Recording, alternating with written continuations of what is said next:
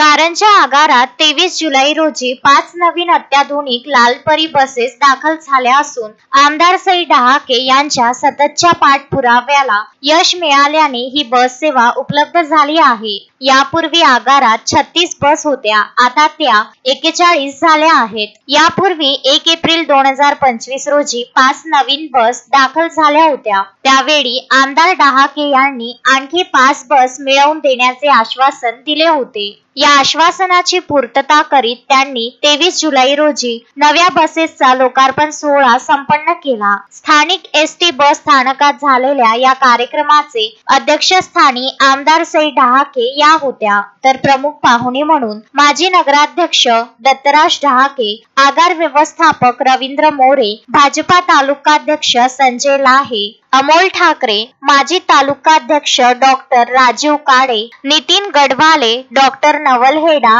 आदी उपस्थित होते।